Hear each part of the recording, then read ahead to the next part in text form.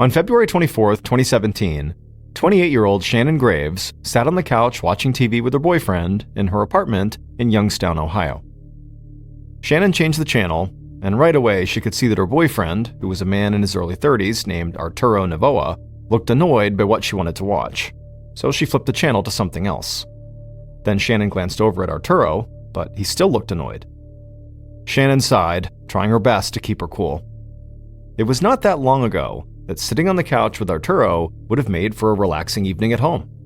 But now, every time the two were around each other, they just seemed to argue about everything, even meaningless stuff like what to watch on TV. Shannon put the remote down and then leaned back on the couch and didn't say anything. She hoped that maybe if she just sat there in silence, they could avoid a fight.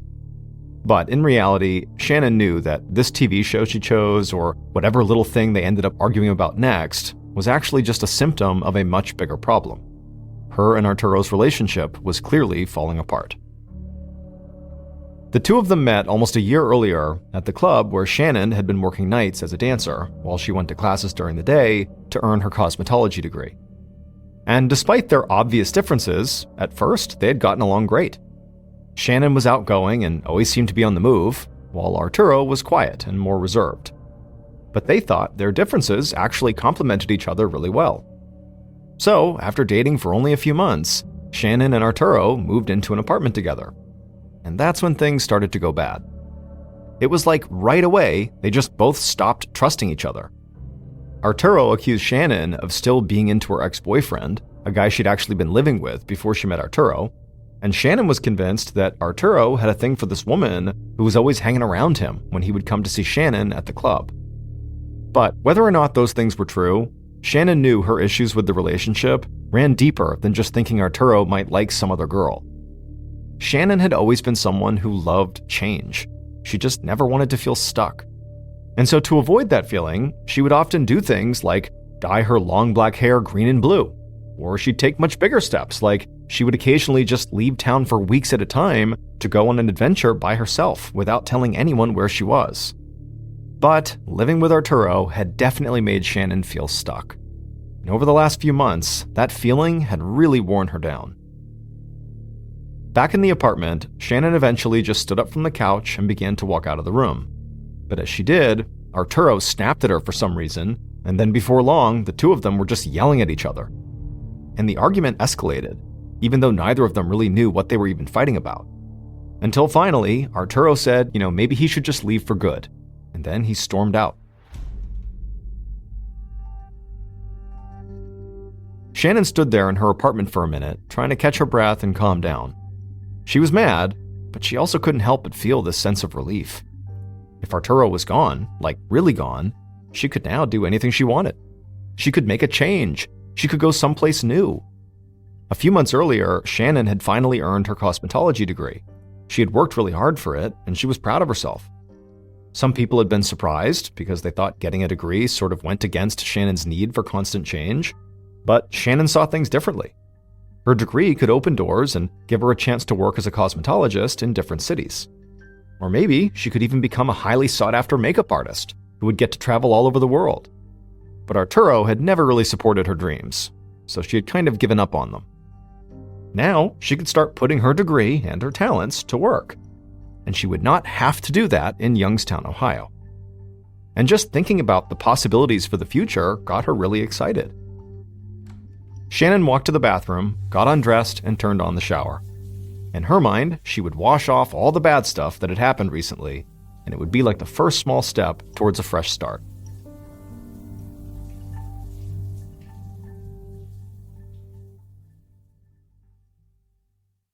On June 22, 2017, so 4 months after Shannon and Arturo had their big fight, Detective Mike Lambert of the Youngstown Police Department looked up from his desk, and he saw a uniformed police officer standing there with a woman who looked very pale and worried. Detective Lambert asked how he could help. The woman said her name was Debbie DePaul, and she needed to file a missing persons report. She said that nobody had seen or talked to her younger half-sister, Shannon Graves, in 4 months. A confused look came across Lambert's face, and for a second he thought he must have misheard her. And so he asked her again, how long has it been since anybody talked to your half-sister? and Debbie repeated herself and said again it had been 4 months. This blew Lambert away. In all his time as a detective, he'd seen family and friends typically file missing persons report, if anything, too soon, like before they really needed to, not 4 months after the fact. In fact, in the majority of cases he'd worked, the supposed missing person had turned up before the cops could even launch a real search. So he really couldn't understand why Debbie, or anyone else close to Shannon, had waited this long to talk to the police. Lambert told the other officer he could leave, and he asked Debbie to take a seat and walk him through what was going on here. After the officer left, Debbie sat down and said she knew how strange it must sound that she had waited this long. But if Lambert knew her sister Shannon, it would make way more sense. She said that Shannon had a history of just sort of taking off and not talking to anyone for long periods of time. It was something she'd done since she was a teenager. And as difficult as it was to deal with that, Shannon's friends and family had sort of come to accept it about her. It was one of the things that made Shannon who she was. But now, they noticed that Shannon had not called on a couple of family birthdays, and she also hadn't checked in when her best friend had a baby, and that was not like Shannon at all. Even when she went away without telling anyone, she would always call on these important days. Detective Lambert didn't say this, but he knew 4 months might as well have been an eternity when it came to a missing persons case. If Shannon had really left town like her sister claimed she liked to do, well, Shannon could be anywhere in the world by now. But Lambert figured he would just start his investigation the same way he would if Shannon had only been missing for a few days. So he took down information about Shannon's physical appearance, her last known address, and the places she had worked. He also learned small details like Shannon's favorite color was pink, and she loved wearing friendship bracelets. And so after only speaking to Debbie for a few minutes, Detective Lambert had a pretty good picture of who Shannon was. But he had one more question. He asked Debbie if Shannon had a romantic partner. Debbie said yes, Shannon had a boyfriend, or at least she did the last time they had spoken. She had been living with a guy named Arturo Novoa, and Shannon had told Debbie that she and Arturo fought all the time.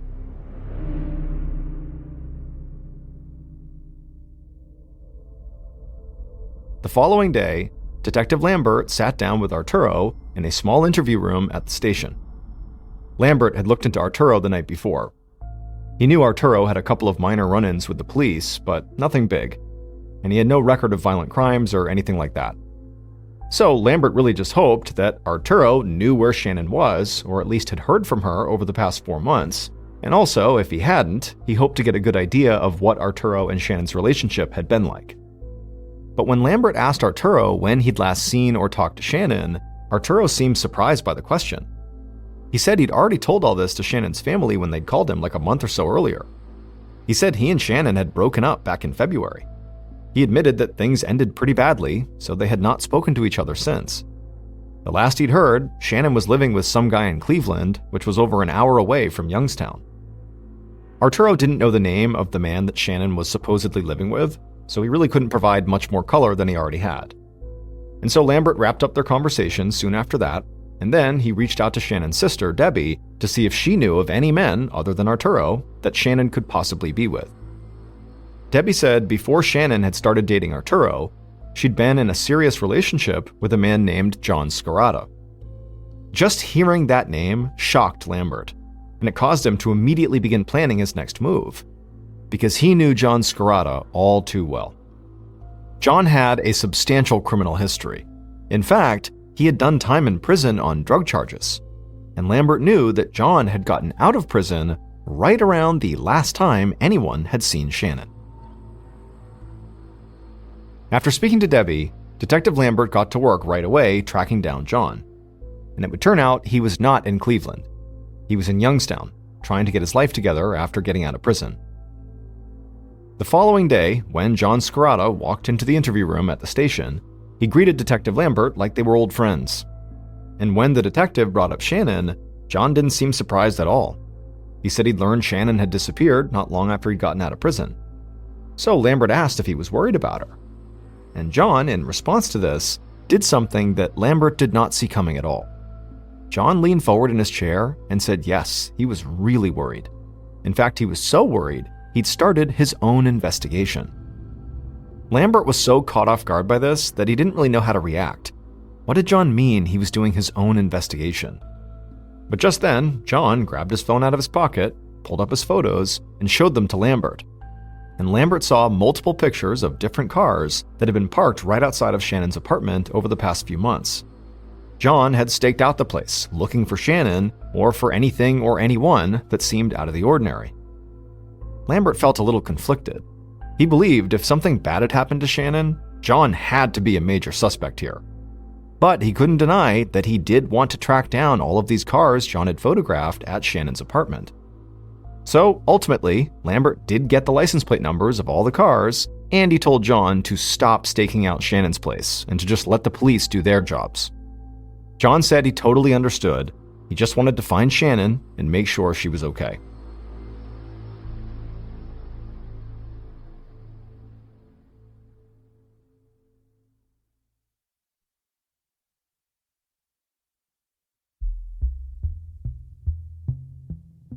Detective Lambert knew John had connections to the criminal world of Youngstown, Ohio, so there really was a chance that John thought he was the best person to find Shannon, a woman he claimed to still be in love with.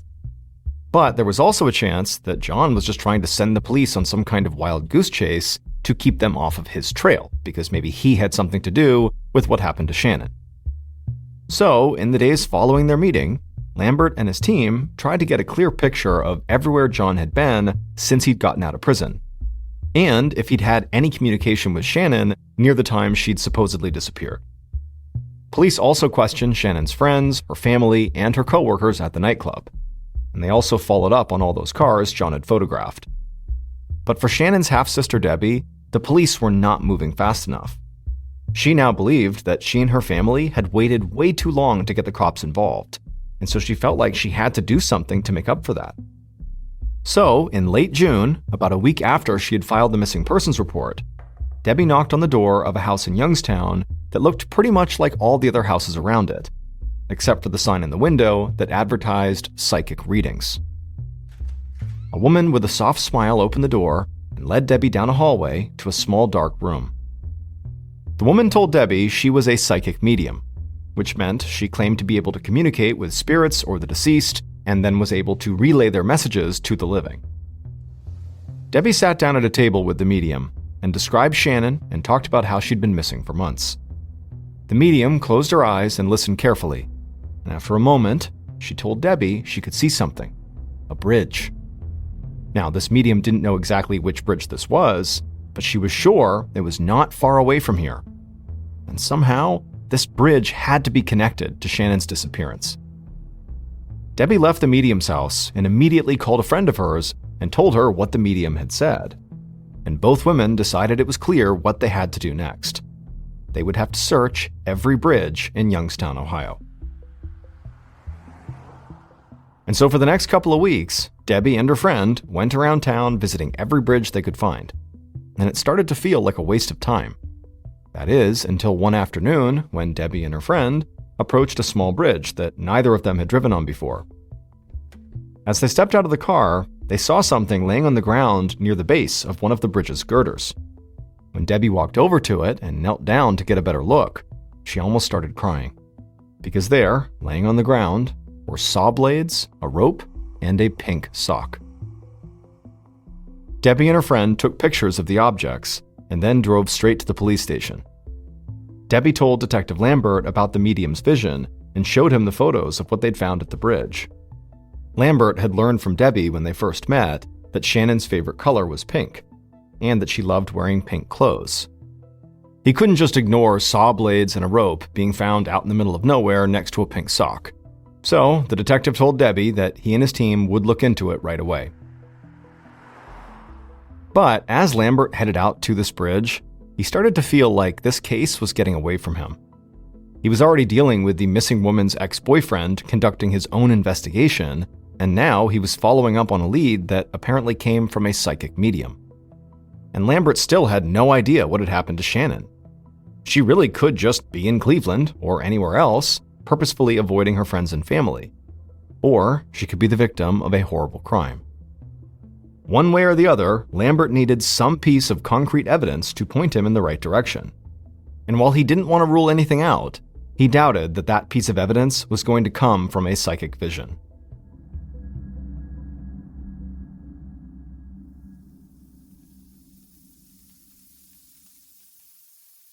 About a month later, on the afternoon of July 29th, a woman was making Italian food at her house in a small town just a few miles from Youngstown. As she cooked, she looked down at the food she was making, and suddenly she got mad at herself. She realized she didn't have enough meat to make the meatballs she was planning to serve with this meal. She thought about taking a quick trip to the grocery store, but then she remembered something. So she called out to her husband in the next room and told him to keep an eye on the stove. She left the kitchen and walked down a set of old wooden steps into the basement. She passed by their washer and dryer and walked over to a white, rectangle-shaped chest freezer that was standing up against the wall. Now, this woman knew there was meat inside this freezer, and she could use it to make her meatballs. But there was a problem. The freezer had a padlock on it. But the woman was undeterred. She grabbed a nearby screwdriver off a work table and used it to pry the entire metal latch that the lock was connected to off the freezer. And so now with the freezer unlocked, the woman opened it up, and immediately she began to scream.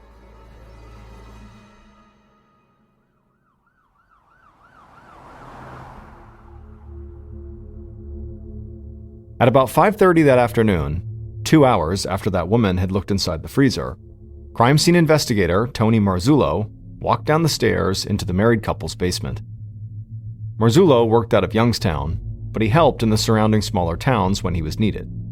And today, he'd gotten one of the strangest calls he'd ever received from police dispatch in one of those smaller towns. Marzullo put on his gloves and approached the freezer. The freezer door was still open, and he could see inside of the freezer was an orange plastic bucket with trash bags sticking out of it. Marzullo got closer and leaned over the freezer and looked inside of that bucket. And the instant he did, he reflexively put his hand over his mouth and tried to collect himself. Even the call from dispatch had not prepared him for this. Because in the bucket, Marzullo was looking at the top half of a frozen, severed human head. Marzullo looked down deeper into the freezer, and he saw the entire thing was basically filled with trash bags. And as he pulled out each of these bags and looked inside of them, he found human legs, human arms, and human hands. Marzullo had no idea who the victim was, but instinctively, he grabbed his phone and called Detective Lambert. Later that evening, Detective Lambert stood in the basement with Marzullo and a group of police officers and forensic technicians. Like Lambert had expected, the psychic vision and the objects found at that bridge had not given him any new leads in Shannon's case, and neither had any of the interviews Lambert had conducted to this point. Basically, the case had stalled. He had no idea where Shannon was or what happened to her. But now, as he stood over the freezer, he had a sinking feeling that the body he was looking at could be hers. Now, they would need to run some tests to officially identify the body, but Marzullo was very confident they could do that quickly. Forensic techs would allow the severed hands they'd found to defrost. Then they would use a saline solution to rehydrate the fingers on those hands, which would allow them to pull clean fingerprints. While Lambert waited for those results, he interviewed the married couple who lived at the house to try to figure out how a dismembered body had wound up in their basement. The couple proved to be extremely cooperative. They said that freezer was not theirs. A friend had asked to store it in their house because the electricity in his house had been cut off, and he didn't want the meat in the freezer to go bad. When their friend had brought it over, they did think it was odd that the freezer had a padlock on it, but they'd assumed the freezer door just didn't stay shut on its own, so their friend must have locked it just to make sure the meat inside stayed frozen. The woman went on to tell Lambert that the only reason she had broken into the freezer is because she really wanted to make meatballs. Lambert thought the story was definitely strange, but none of it sounded untrue. So he asked who was this friend who gave them the freezer. They said his name was Anthony Gonzalez, but he was trying to become a hip-hop star, so sometimes he went by the name Tony G. That night, Lambert began his search for Anthony Gonzalez, aka Tony G. But despite it seeming like a pretty common name, he could not find a single Anthony Gonzalez living in Youngstown. And before Lambert could expand his search for Anthony to nearby towns, he got a call from Marzullo. Marzullo told him the lab had successfully pulled fingerprints from the now defrosted hands they'd found, and they were able to officially identify the victim. The body in the freezer was Shannon Graves.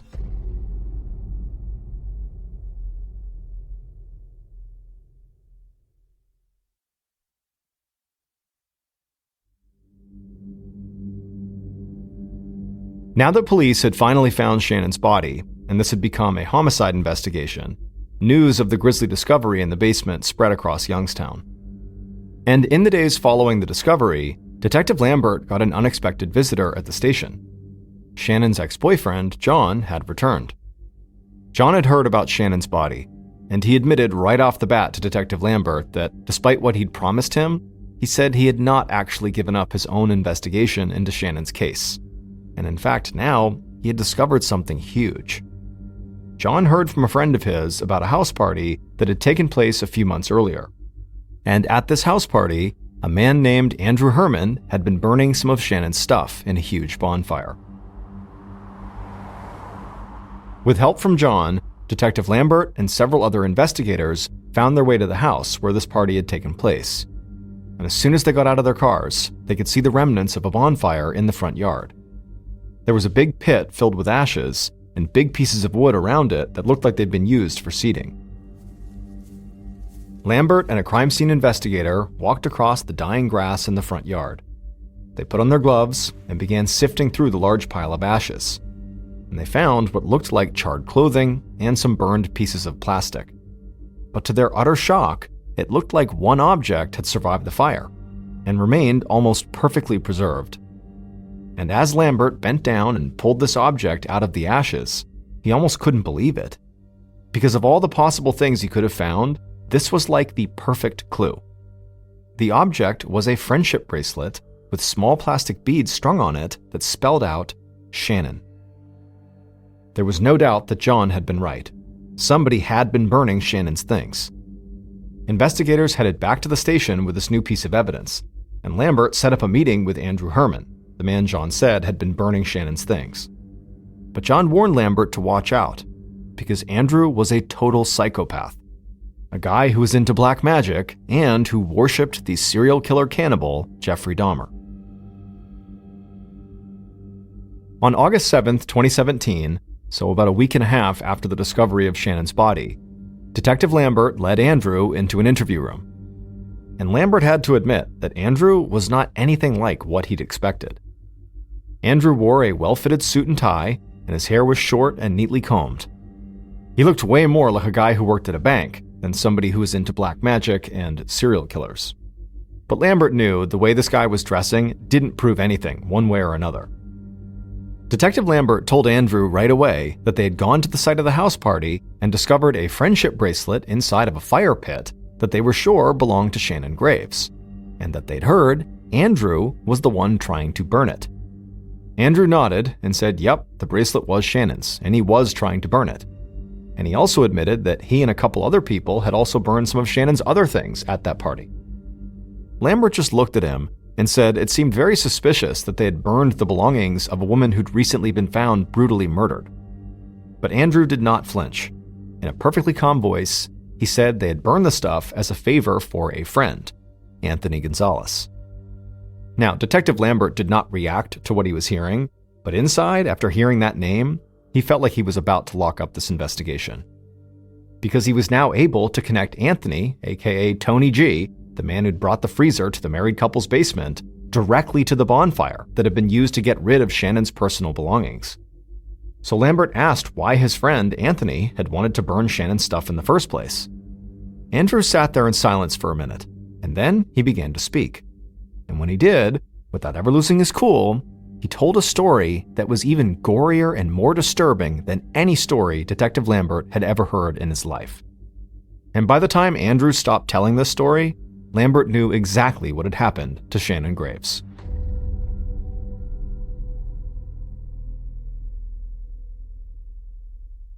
Based on information from Andrew, evidence found in the basement freezer, and interviews conducted throughout the investigation, the following is a reconstruction of what police believe happened to Shannon on February 24th, 2017, and the following days.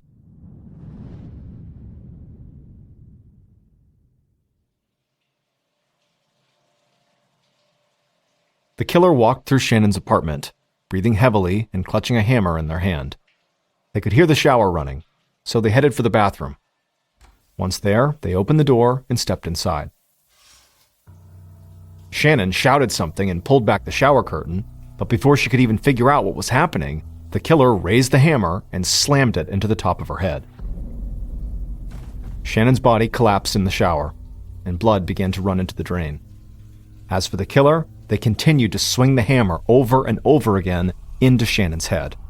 Her body twitched and then eventually stopped moving. She was dead in the shower. The killer turned off the water and just stood there for a second, staring down at what they'd done. And for the first time, they realized that killing Shannon was actually just the beginning.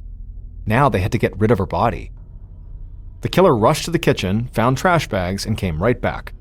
They opened up a bathroom cabinet, grabbed an electric razor, and turned it on.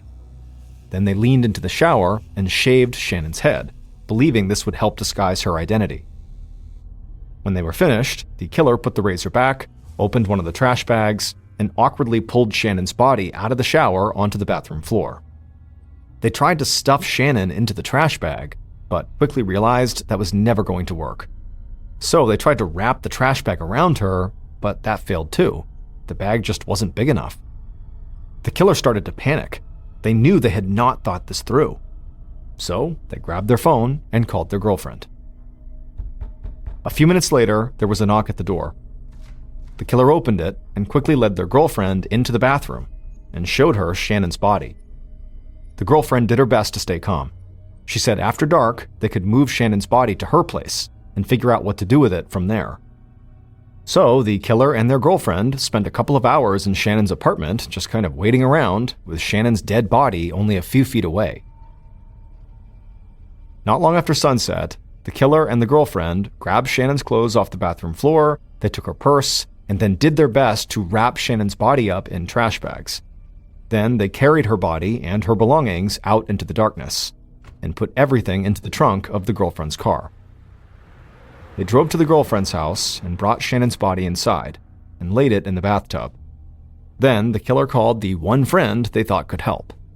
And later that night, that friend arrived with a fully formed plan and a machete. The killer, the girlfriend, and the friend of the killer spent the entire night dismembering Shannon's body. At some point, the friend told the killer to order sulfuric acid online and to set up a delivery at a bulk store nearby. In the meantime, the friend gathered up all of Shannon's stuff the group had in their possession and went to a house party, where they knew there was going to be a big bonfire, and they burned everything. Not long after that, the sulfuric acid arrived at the bulk store. Killer picked it up, and the three of them covered the now dismembered body parts in the sulfuric acid, hoping to melt Shannon's skin down to the bone. But they soon discovered a problem. In an effort to save money, the killer had bought off-brand sulfuric acid, and it just was not doing the trick. Large parts of Shannon's body were disintegrating in the acid, but not all of it was. So the friend took the machete and started hacking away even more at Shannon's body, while the killer went out and bought a chest freezer. And eventually, the three of them were able to get Shannon's body parts into trash bags and a bucket, and they crammed all of that into the freezer and locked it. And at that point, the killer's friend, who made a point of studying serial killers, believed they had completely covered their tracks.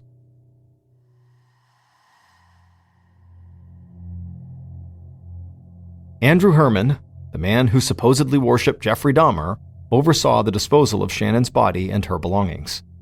And his friend, Anthony Gonzalez, who also went by his hip-hop name Tony G, murdered Shannon. But it would turn out Anthony Gonzalez and Tony G, those two names, were both aliases. Anthony, aka Tony G, was actually Shannon's boyfriend, Arturo Novoa. On the night that he and Shannon had fought and he stormed out, Arturo did not leave for good. Instead, he came back, grabbed a hammer, and killed Shannon. But Arturo had not thought the murder through. So after it was done, he called his other girlfriend, the woman who Shannon had seen him hanging around with at the nightclub, for help.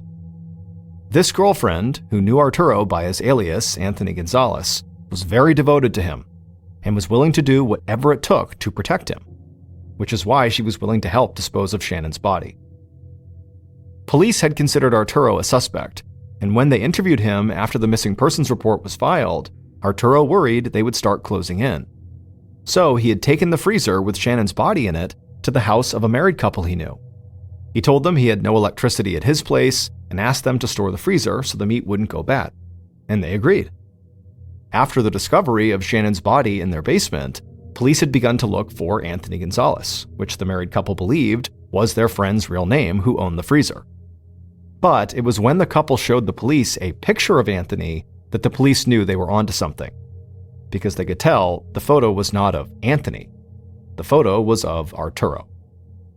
And finally, Shannon's ex-boyfriend, John, who had his own investigation, helped Detective Lambert solidify his case. When John led Lambert to the remnants of the bonfire and Shannon's friendship bracelet, it allowed Lambert to bring in Andrew for questioning, because that's who John said was burning all the stuff.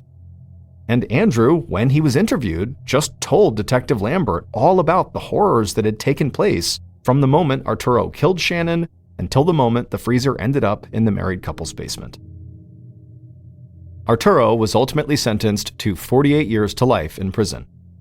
His girlfriend was sentenced to 18 years for her role in the crime, and Andrew was sentenced to 12 years. Nicknamed the Great Gray Green Greasy, the Limpopo River is one of Africa's largest rivers. It serves as a border between Zimbabwe and South Africa, and it also happens to be one of the most dangerous places on Earth. A town in South Africa called Phalaborwa sits on Limpopo's shores, and all of its residents know they're never supposed to step foot inside of the dangerous waterway. But not all of their residents take that guidance seriously. On January 1st, 2010, Phalaborwa resident Mariska Buitendag, along with her boyfriend and 6 of their other friends, had been out all night partying, celebrating the new year. They had had a considerable amount of alcohol over the course of the night, so as the sun was coming up, in their inebriated state, they decided they wanted to take an early morning dip in the Limpopo River. So they head over to the river, and while initially they all seemed really eager to get in the waterway, it was only Mariska that was brave enough to do it. So the rest stayed on shore, and Mariska jumped in the river and jumped right out again. And she survived, and everyone was very impressed with her. And so she's confident, and so she does it again, this time going a little bit farther out into the river before coming back on shore. Now she's really confident, she's done it twice, and so she said, "Hey, who wants to come with me for a third time in?" And the group said, "No, we're still good, and you really shouldn't push your luck. This is not safe." And she said, "I don't care, I'm going in for a third time." So Mariska gets in the water, and by herself, she swims out on her back about 15 meters away from shore. She turns and waves at the group and smiles before she is violently pulled under the water. There wasn't even time for her to scream. Her boyfriend immediately jumped into the water to try to pull her out, but he knew where she was, and there was no way he was getting her back.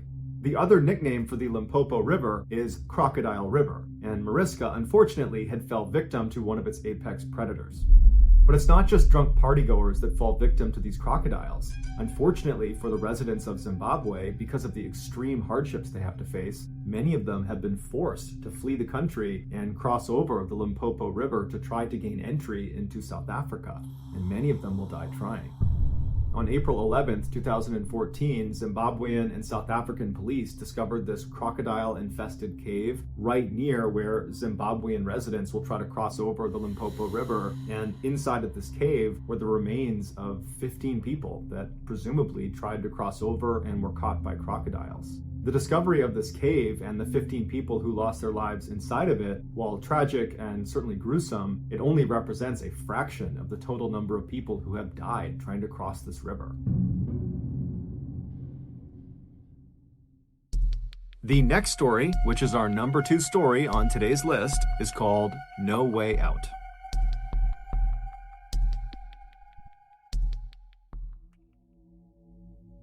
In 1986, 35 million Americans went to see the brand new movie Crocodile Dundee, which was a comedy that starred this very capable and rugged Australian crocodile hunter who goes to New York City.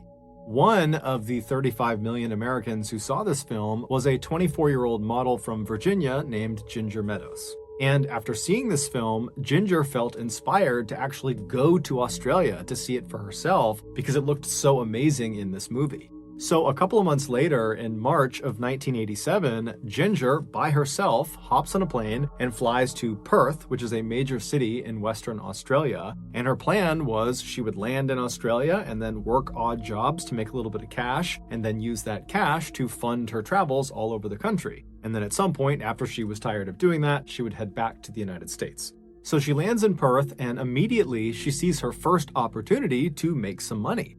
There had been this huge sailing competition in the city leading up to the weekend she arrived there, and so she saw all these luxury yachts anchored at all these docks along the coastline, and Ginger's thinking to herself, these huge ships, they have crews that work on them basically full-time. Maybe one of these boats could use an extra set of hands. And so Ginger, who was very friendly and outgoing, she went right down to one of these docks, and she stopped in front of the very first yacht she saw, which was this huge luxury 100-foot yacht, and she introduced herself to the captain of this boat, and she said, hey, can I hitch a ride with you guys to the next place you're going, and in exchange, I'll work for you.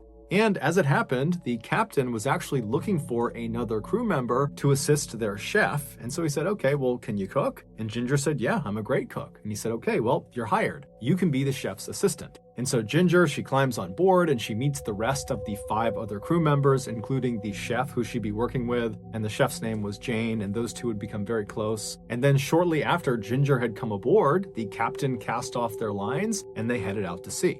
Their next stop was going to be New Guinea, which was roughly 14 days of travel away.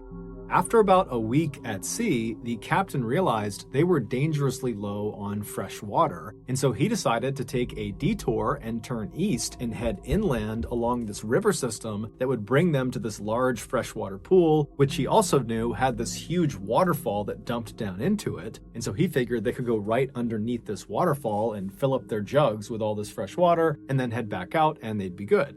So on the morning of March 29th, the captain anchored the yacht out at sea near the mouth of this river system, and then he lowered the yacht's dinghy, which was a smaller, more agile boat. And once that was in the water, he, Ginger, Jane, and the rest of the crew, they hop in this dinghy along with all these large empty water jugs, and they begin making their way towards this river. And so they're traveling up this river for a little while, and then finally they get to this huge freshwater pool, and right in front of them is this amazing waterfall, and everybody is just totally awestruck by this waterfall. It's like a gem in the middle of nowhere, because they're in very rugged Australia at this point. And so the captain, he brings the dinghy right near the base of the waterfall, and one by one they hold up their water jugs and they fill them with fresh water, and then they're about to turn and go back out to sea and get back on their yacht when the captain thinks to himself, you know what, we've been at sea for 7 days straight, it's been very monotonous, maybe it would be a good thing to stick around here for a little bit longer and maybe even hike up to the top of this waterfall and enjoy the view and kind of enjoy the scenery before we head back out to sea. And so he says to his crew, hey, do you guys want to go to the top of this waterfall? And everyone agrees it's a great idea, with the exception of Jane. She did not feel like hiking to the top of this waterfall. She said she would stay down in the dinghy and wait for them. Now, this pool is basically surrounded on all sides by just pure cliff face. There really is no place to land this dinghy. There's no flat surfaces. You basically have cliffs that go directly into water, and then also you have the river that feeds back out to the ocean. So the captain brings the dinghy right up against the cliff face right next to this waterfall, and he and Ginger and the other crew members not named Jane climb out of the dinghy onto this cliff face, and they begin climbing, literally climbing up this wall towards the top of the waterfall. Now, everyone was able to do it except for Ginger. She kept slipping on the rocks. It was very steep. It seemed kind of dangerous. And so at some point, she abandons the idea and goes back down to the dinghy with Jane, and the captain and the rest of the crew, they continue up towards the top. And so as Ginger and Jane are sitting in the dinghy watching the other crew members making their way up, they start feeling a little bit left out, and they're like, you know what? Let's try to find an alternate way up to the top of this waterfall. And so they begin scanning out across this pool at the other cliffs kind of surrounding it, and it looked like on the very other side of the pool, there was a less severe cliff face that maybe they would have an easier time climbing up. And so the two women, they jump into the murky brown water and begin swimming directly across this pool towards this other cliff. And when they make it about a third of the way, Jane suddenly stops, and Ginger notices and turns around and looks at Jane, and she's like, what's going on? And Jane would tell her, you know, something just feels off. This doesn't feel right. Let's go back to the dinghy. Let's just forget about this. But Ginger is like, come on, we're so close. Let's just keep going. It'll be awesome once we get to the top of this waterfall. And so Jane, she's totally hesitant, but she says, okay, fine. And they both continue to swim. And then all of a sudden, they hear their captain, who is now on top of the waterfall, screaming down to them to get out of the water right now. And they notice he is pointing down at the pool in a direction slightly away from where they were. And so they're looking up at him and they're following his finger down to the part of the pool he's pointing at. And they see there is this tidal wave of water coming towards them. It is a 12-foot long saltwater crocodile that has noticed them, and it is charging straight at them.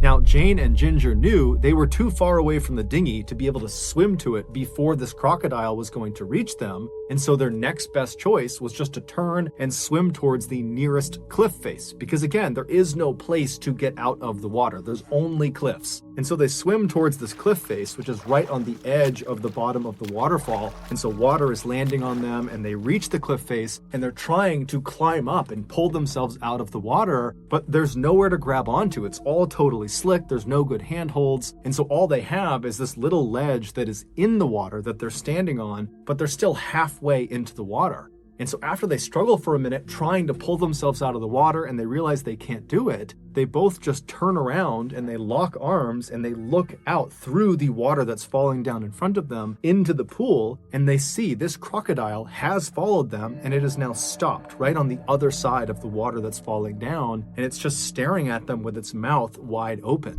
And the two women are looking at it, they don't know what to do, and the captain and the other crew members, they see what's going on, and they're trying to climb down as fast as they possibly can to try to rescue them, but it's going to take several minutes at least before they get down to the dinghy. And so Jane and Ginger, they're totally aware of this, and they're just staring at this crocodile, screaming at it, trying to get it to go away, and at some point, the crocodile does just close its mouth and sink below the surface. But now they don't know where it is, and this causes Ginger to completely panic, and she lets go of Jane's arm and she dives into the water off to the right and attempts to swim away from the crocodile back over to the boat. But Ginger only made it 2 strokes before the crocodile suddenly re-emerged underneath her and grabbed her by the waist and pulled her under the water. Jane is just standing there watching all of this happen in front of her. She has no idea what to do. The crew is still not down in the dinghy, so she's totally stranded, and she's just staring at the area where Ginger has been pulled below the surface. And just seconds after she's been pulled under, the crocodile re-emerges with its head pointed towards Jane, and in its jaws is Ginger. And Ginger's got her arms up over her head, she's wide-eyed, and she's looking right at Jane. And Jane makes eye contact with her, but there's nothing she can do, and she just watched as Ginger again was pulled back under, and this time she did not come up again. Ultimately, Jane would be rescued from the ledge. The crew would get down to the dinghy, they'd swing over, they would pick her up, and then about 2 days later, they would find what was left of Ginger's remains. It would turn out the captain was well aware of the threat the crocodiles posed in this river, and he had told his crew, Ginger and Jane included, about this threat, and that at no point should anyone get in this water. But of course, his warning went unheeded. The next and final story, so our top story of today's list, is called Blackwater.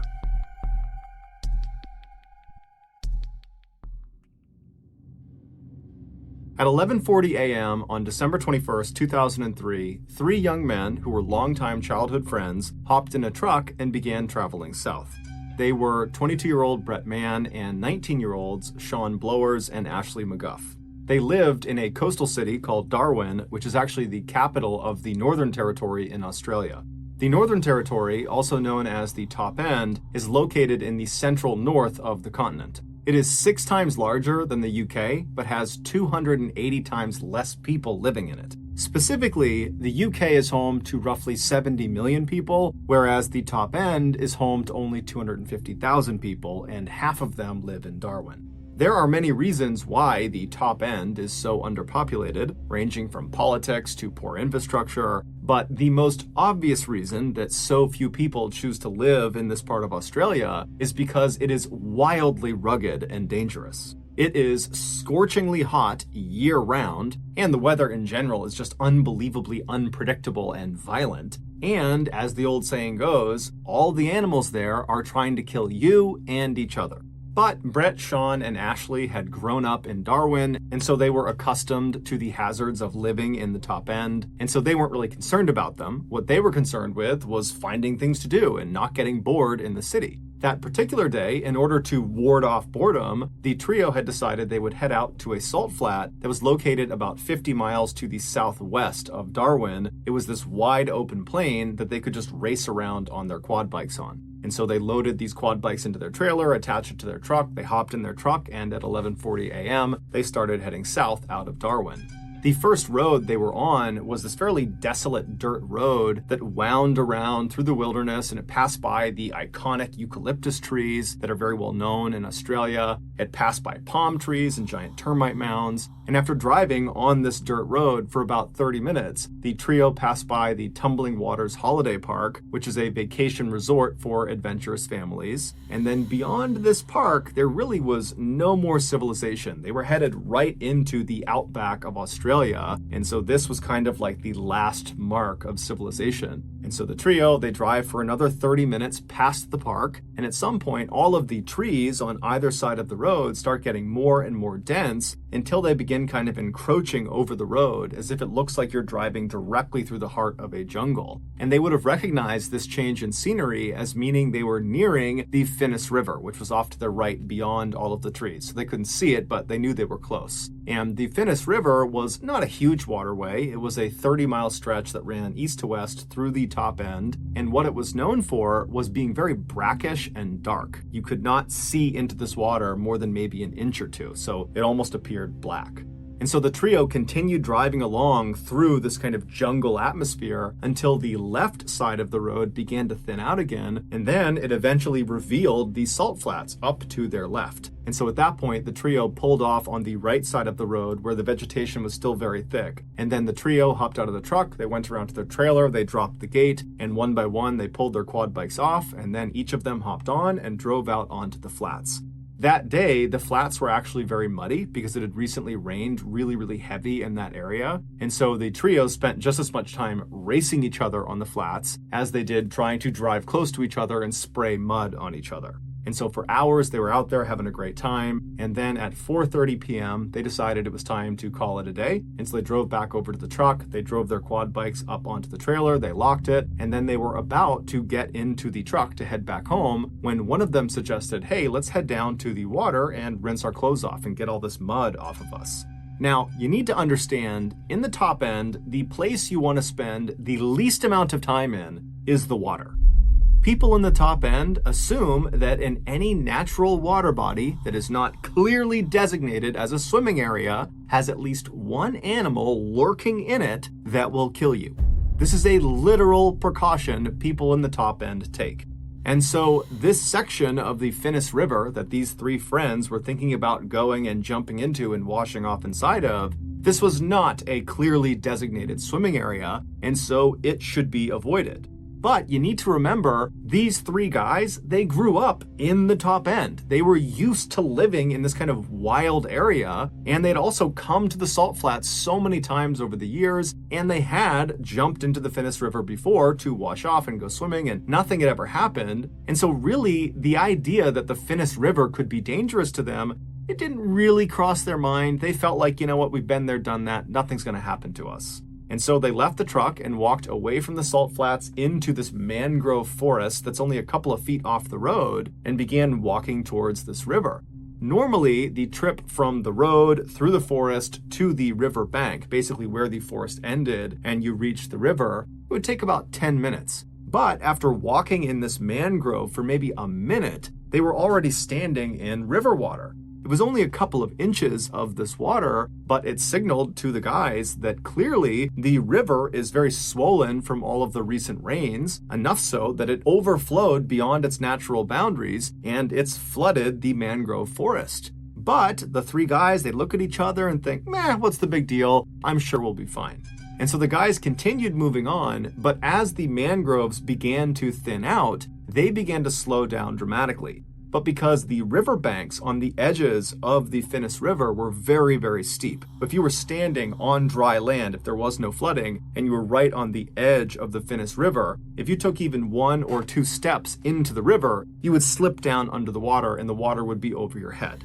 Now, as these guys are walking, because the ground is flooded with this black, brackish water, they couldn't see the ground, and so they couldn't tell where the drop-off into the river was. And so they began to slow down, and then when all the trees were practically gone, they knew they were close, and then one of them actually slipped and kind of tumbled down the edge for a second, but he turned and he grabbed one of the roots of the mangrove tree and pulled himself back up. And then the other two, after seeing this, they walked over and stood next to him, and the trio just stood there looking out at this pitch black looking river that was very clearly moving faster than normal because of all this excess rain. But they kind of looked at each other and thought, you know what, it's not that big of a deal. We'll hold on to the roots of these mangroves and lower ourselves over the embankment. We'll wash ourselves off, pull ourselves back up. No big deal. And so they each turned around and grabbed a root of one of the many mangrove trees that marked the edge of this forest, and while holding on, they would lower their lower half down past the embankment until they were submerged. They rubbed all the mud off of themselves, being very careful not to let go of the mangrove at any point. And then as they were about to finish up and pull themselves back up and get back to their truck, when Brett loses his balance and somehow lets go of the mangrove root and slips down the steep embankment, and suddenly the current takes him away from his friends and out to the middle of this river, and before long he's getting pulled downstream. And so he yells out to Ashley and Sean, who had their backs turned to him. They turn around, they see their friend, and they instinctively leap into the river to try to go get him and help swim him back to the side. Now, all three of them were very competent swimmers, and so this was not a high panic situation. This was more like a inconvenience and maybe a little bit funny, and so that's why they leapt in no problem. They figured, worst case scenario is we'll drift somewhere down there and we'll get out and we'll walk our way back to our car.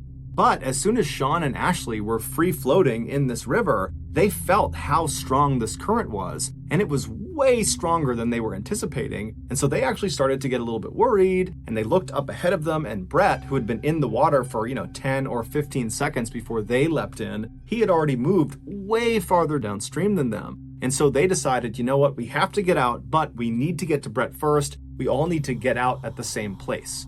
And so they decide they're going to swim downstream, meet up with Brett, and then get the heck out of that river as fast as they possibly can. And so they yell out to Brett hey, we're coming to get you. And they start swimming as fast as they possibly can. And with the help of the current, they manage to get all the way up to Brett relatively quickly, maybe a couple of minutes. And when they reach him, Sean and Ashley go in front of Brett. And then the three of them, they stop actively swimming and they allow the current to just kind of carry them downstream. And as they're drifting, they begin scouting the left side of the river for a solid clump of mangrove trees they can swim into. Because unless there's something to grab onto on the edge of this river, they can't pull themselves out. And so at this point, the trio is definitely uncomfortable being in the water because of how strong that current is, but they're confident they're going to find a viable landing spot and they're going to get out of here and it will be a great story. And so Sean is in the front, Ashley is right behind him, and then Brett is behind Ashley. And they're all about an arm's length away from each other. And they're drifting down this river for a couple of minutes. They're looking on the left side for a viable landing spot. And then all of a sudden, Ashley just yells out, hey, I see something in the water. We need to get out. Find the nearest tree. Get out, get out, get out. And so Sean, he starts panicking. He doesn't even turn around to see what's going on behind him. Adrenaline kicks in and he swims as fast as he possibly can to a tree that's popped out of the river. It's literally growing in the middle of the river. And so he swims up to this tree. He manages to climb up to the first fork of the tree, which is maybe 6 or 8 feet above the water. And as soon as he's up there, he turns around and looks down and he sees Ashley. He reaches down and he hoists Ashley up to the first fork with him. And then the pair turn around again to grab Brett, but Brett's not there. And so they look around, they're thinking, okay, did Brett not make it to the tree? Did the current pull him around? Is he at some other tree? They're yelling out for him, they're looking for him, but there's no Brett. And so they're talking to each other, Ashley and Sean. They're saying, hey, did he call out? Did you hear something? Did he give some indication about where he was going? And they're saying, no, I don't know where he is. And so they start climbing up the tree a little bit and trying to look down and up the river to see if maybe they can see him. And then all of a sudden, Sean notices something yellow flash beneath them in the water.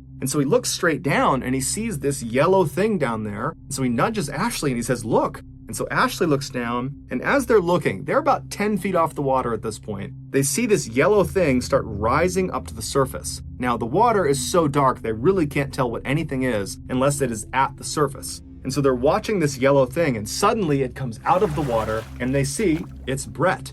He's got his yellow jacket on. That's what they saw. And Brett is in the mouth of a 13-foot-long saltwater crocodile. He is face down, and his left side is being held in this animal's mouth, and he's not moving. And so Sean and Ashley are so scared, they're just frozen. They're just staring at this monster that's in the water, that's holding their friend underwater, and they can't do anything about it. And for 2 minutes, they just stand there looking at this animal, wondering what's going to happen. And for those entire 2 minutes, the crocodile stared right back up at Ashley and Sean as if it was showing them what it was going to do to them once they got in the water. That I've done this to your friend, I'm getting you to as well. And so they're staring at this animal when suddenly it just kind of goes underneath the water back down into the black abyss, and it, along with Brett, just disappear. Ashley and Sean are so terrified that they can't even grieve for their friend. They can't feel sad for him. It's like they just go into survival mode. And without saying anything to each other, they just start climbing up this tree as fast and as far as they possibly can. And they only manage to get up maybe a couple more feet to 2 more branches. One's at about 10 or 12 feet off the water, and the other is at about 15 feet off the water. And so Sean makes it onto the lower branch, and then Ashley makes it onto the slightly higher branch. And then once they're situated on their branch and one arm is firmly wrapped around the trunk of the tree, they're able to kind of breathe for a second and take stock of their situation. And even though, of course, the elephant in the room here is that their friend was just eaten by a crocodile, but it's like they can't process that yet. Instead, they start talking about, okay, well, our families, they're going to recognize our absence, and they're going to tell the police, and the police are going to launch a search, and they're going to come find us. Both of them were confident, or they acted confident, that that was going to happen, but they also knew that there was no timeline for this. It could be hours or days until this actually happened. And so as these two teens are sitting on their branches, the reality of their situation really started to come crashing down on them. Because yeah, they're safe in this tree, but how long can they possibly stay in this tree for? I mean, eventually they're going to need to fall asleep. And if they fall asleep, are they going to fall out of the tree and land in the water with this crocodile? I mean, they just didn't know how this was going to turn out. And so as the two began comforting each other, reassuring each other that, oh no, it's going to be just fine. Someone's going to find us tonight or tomorrow. We'll be just fine. As they're doing that, Ashley suddenly stops talking to Sean and just looks straight down. And so Sean realizes what Ashley's doing, and he matches his gaze, and he looks straight down, and at the base of their tree, in that black water, is the 13-foot-long saltwater crocodile. It's back, and it no longer has Brett in its mouth. They have no idea where Brett is. He's just gone. Saltwater crocodiles are considered the most aggressive and dangerous crocodiles in the world. And they are one of only 2 crocodile species that will actively hunt humans when given a chance. And so these two teens are helpless in this tree. All they have is some separation from the black water and this animal down below. And so they just find themselves staring straight down at this crocodile. And in turn, this crocodile just stares right back up at them. It's very clearly waiting for them. It wants them to come out of the tree so it can eat them. And so the crocodile just continuously repositions itself all around the tree. It's just keeping the top of its head out of the water so its eyes can look up at them. And so the teens are just praying that at some point it will grow tired of them and will leave. And after several hours, right as the sun is about to set, this crocodile does seem to give up on them, and it drifts under the water and disappears. After a couple of minutes, Sean, who was on the slightly lower branch, decides he doesn't want to be any closer to the water than he needs to be, and he's going to climb up to Ashley's branch. And so he very carefully stands up on his branch, he makes sure he's got solid footing, and then he reaches up and he grabs a branch with his right hand, and he kind of tests it, and he feels like it's pretty sturdy, and then he puts all his weight on it and tries to reach for another branch when this one breaks. And as soon as that branch broke, Sean tumbled 10 feet into the water. So he hits the water, he goes all the way under, he sinks a few feet under, and immediately he's turned around and he's trying to swim as fast as he can to the surface, and he's just expecting at any moment this crocodile is going to bite him. He gets to the surface and he looks around. It's a little bit dark, but he can immediately see his tree, and he realizes the current has pulled him away from his tree. And so in a panic, he starts swimming and kicking his legs as hard as he possibly can to get back to this tree. And he knows the whole time he's kicking his legs, he's just attracting the attention of this crocodile, but he's got nothing else he can do. He's got no other tree he can reasonably get to that will provide safety from this animal. And so with every ounce of energy he's got, he kicks and swims, and finally he manages to grab a root of this tree that his friend is still inside of, and he begins pulling himself with his lower half still submerged in the water. And so as he's dragging himself towards the trunk of this tree, he's just waiting for this crocodile to bite down on his legs, and finally he gets to the trunk of the tree and he's able to pull his body out of the water, and he clambers up to that original branch he was on, and then he and Ashley work to get him up to Ashley's branch. And as soon as he sits down next to Ashley and he's secure, they both look down, and just a little ways away from the tree, basically in the area where Sean had just landed in the water, they see with the little light that is left, this crocodile swimming right back over to the tree, and it camps out right underneath. Sean had gotten out just in time. When the sun finally did set about 10 or 15 minutes later, it became pitch black. There's no ambient light in this part of the world. There aren't any buildings or cities close enough to this area, and so it is truly pitch black. And so they could no longer see the crocodile down below. But they knew it was there because periodically they would hear it repositioning itself right underneath them. Also, because it was so dark, the two teens could not actually see each other. And so they began holding on to each other, and then anytime either of them moved, they would announce their movement to the other, just so they knew they had not fallen asleep and were not falling out of the tree to a horrible death. And so a few hours went by like this, where it was silence with the exception of the sounds of this crocodile repositioning itself periodically. A little after midnight, a huge storm rolled into this area, and it began absolutely downpouring, and the raindrops that were hitting the river were so loud that the teens could no longer hear the sound of this crocodile, and so they had no idea if it was still down below them or not. But every time lightning would strike, it would illuminate the sky for that flash of a second, and in that flash, they would look down, and there would be the crocodile. After several hours of this super intense downpour, the two teens also started to become concerned that all this additional rain could raise the water level of the river all the way up high enough that this crocodile might be able to jump out and reach their legs. But because it was so dark, they couldn't actually see the top of the water, and so they had no way of knowing if the water levels were actually rising or not. And so they both kind of sucked their legs up onto this branch and tried to make themselves as small as they could while still remaining anchored to each other and also to the branch. And that's how they sat for the next several hours, just hoping they would survive the night. Finally, when the sun came up that following morning, the teens immediately noticed that the crocodile was still right below them, just lurking at the base of the tree, waiting for them. And they also noticed the water level of the river had clearly come up quite a bit. And so if they weren't rescued soon, there was a good chance that another heavy rainstorm, that crocodile would be in range of them, and there was nowhere they could go. They were as high up as they could get. Not to mention the fact they were hypothermic, they were weak, they were tired, and if you fall asleep, you're going to fall in the water. And so the two teens, they knew they did not have much time left. Luckily, at 10 a.m. that morning, they heard the sound of a police officer who was out in the mangrove forest. It turned out their families had recognized their absence. They had called the police, and that morning a search had been launched. They had found their truck and then had been walking down the river yelling out to them, and then they finally did find them. Initially, when they located these two teens stuck in the tree, they called in a helicopter to hover over them and lower down a ladder that could climb back up.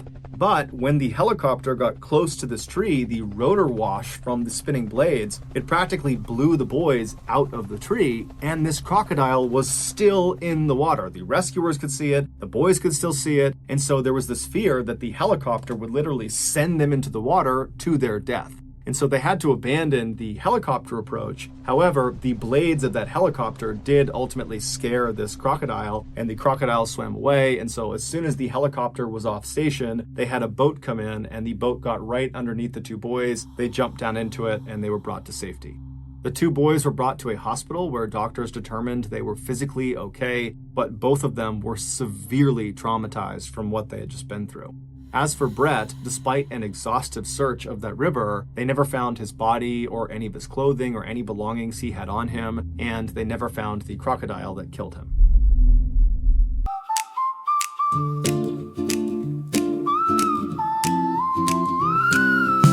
We kept the sunset in our pockets, golden streaks beneath our skin, running fast through summer doorways, chasing days we couldn't pin. Our laughter caught in shining echoes, skipping like stones across the breeze. We didn't know what love could feel like, but it found us with such ease. And every heartbeat drummed in time with wild horizons in our eyes.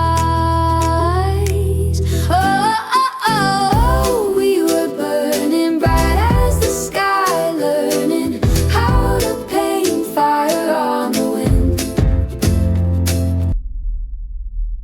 Thank you for listening to the Mr. Ballin podcast. If you got something out of this episode and you haven't done this already, please offer to do the 5-star review button's laundry, but be sure to stop the dryer when their clothes are still slightly damp.